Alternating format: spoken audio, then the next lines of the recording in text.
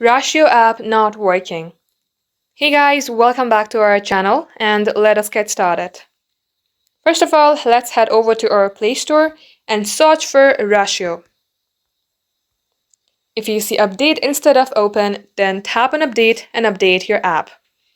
Once you do so, head over to your settings and at the top search bar, simply type in Rachio.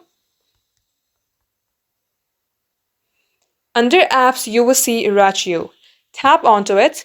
Under app info page, you have to tap onto storage and you have to clear the data on your bottom left. Before that, make sure that you remember your username, your email, and your password for your Rachio account. Once done, see if this fixes your Rachio app not working problem. If you are still facing that issue, then long tap onto your app, then tap on uninstall and tap on OK. Now go on to your Play Store and reinstall it again, then get logged into your account and this will definitely fix your problem. That's all for today. Thank you for watching and we will catch you up in our next upload.